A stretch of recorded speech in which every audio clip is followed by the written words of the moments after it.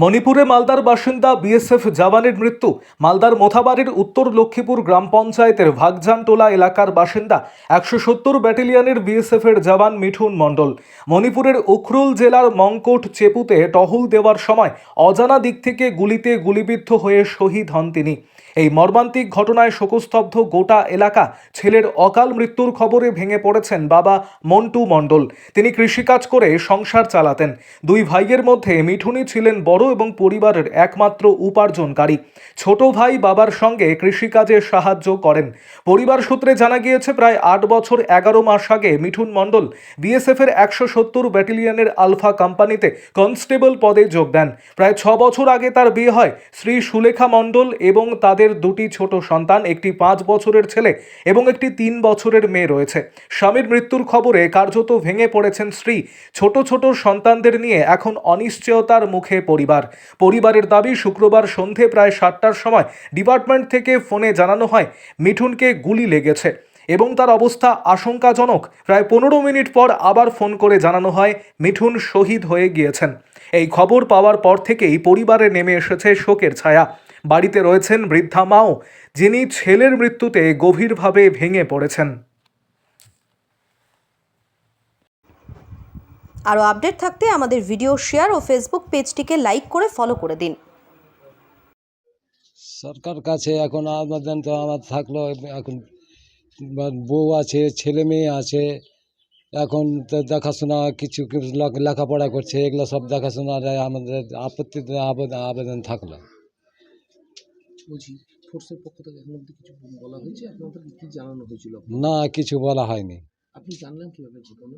এই ঘটনা জানলাম কাল 7টার সময়। আমার ছেলেকে ফোন করলো, ওখানকার সাহেব ফোন করে বলছে যে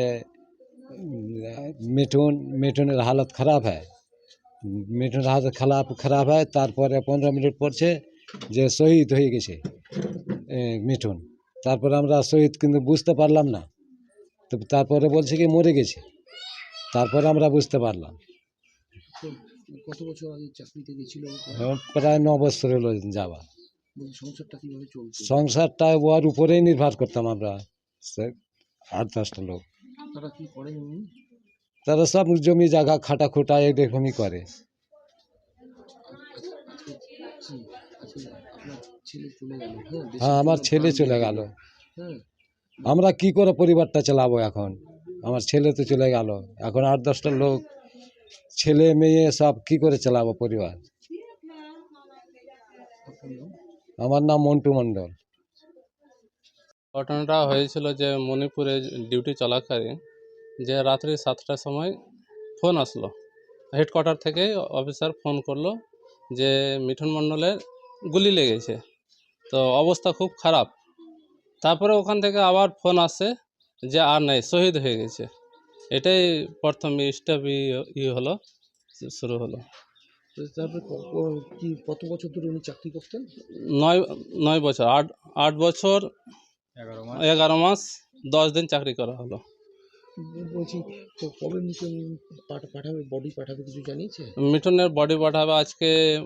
ওখান থেকে জানিয়েছিল যে 4টার সময় মণিপুর থেকে ফ্লাইটে আসবে গুয়াহাটি থেকে কলকাতায় নামবে 8টার সময়।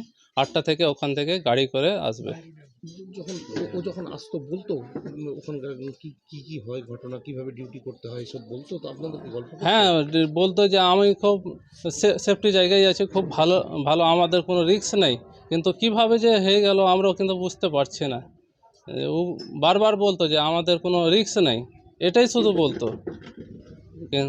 কি কারা গুলি করলো কিছু জানানো হয়েছে? ও এখন পর্যন্ত জানা যায়নি। যতদূর জেনেছি যে দুটো গোষ্ঠী আছে, সেই গোষ্ঠীর মধ্যে মানে গোলাগুলির মধ্যেই গুলিটা লেগেছে।